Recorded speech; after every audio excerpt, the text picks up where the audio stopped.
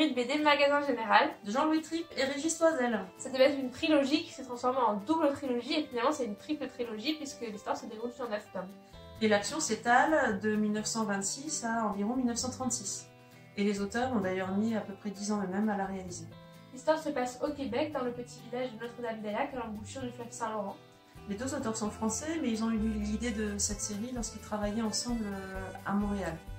La série est réalisée dans un mélange de français et de québécois. Ils ont été aidés par Jimmy Beaulieu, parce que en québécois pur, les Français de France n'auraient rien compris. Donc vous allez pouvoir apprendre des mots et expressions 100% québécoises, tels que être en famille, ticu, chum, voilà. Ce qui nous a plu et ce qu'on a trouvé original, c'est que les deux auteurs se sont partagés le scénario et le dessin.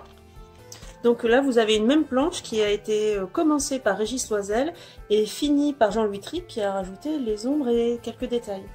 L'histoire commence par la mort de Félix Ducharme, le gérant du magasin général, qui va être au fil des tomes le narrateur de l'histoire. On va donc suivre la vie du village, centrée sur le magasin général, qui est l'épicerie, et qui est leur seul lien vers l'extérieur. Et on va plus particulièrement suivre Marie, la veuve de Félix. On découvre la vie d'un village isolé du Québec dans les années 30. La vie est rude, la vie est tournée vers la nature. Et c'est une vie de famille un peu particulière, puisque la moitié de l'année, les hommes sont partis et c'est les femmes qui font tourner la maison. C'est la vie quotidienne racontée avec réalisme, il y a des moments heureux, des moments difficiles. C'est du réalisme, ça exclut pas un petit peu de poésie. Et on découvre aussi la vie en vase clos, avec le poids des conventions et les ragots. Au fur et à mesure des albums, le changement va être apporté au village par le biais de certains personnages, notamment Serge, personnage hyper important, ou par le nouveau curé. Ils vont apporter donc de la modernité qui va être au début mal accueillie par le village. Et la première à aimer cette modernité, ça va être Marie, qui va gagner en confiance, qui va finalement montrer aux femmes qu'elles ont en fait de la force et de l'importance.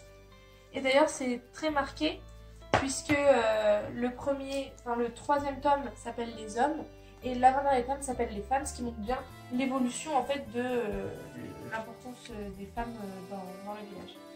Alors évidemment, il y a toute une galerie de personnages dont on n'a pas le temps de vous parler. Ici, il y a Gaëtan, Jacinthe. Les personnages sont décrits avec minutie, ils sont très émouvants et très attachants. Et évidemment, ça rajoute au plaisir de lecture. Donc on espère que ça va vous plaire.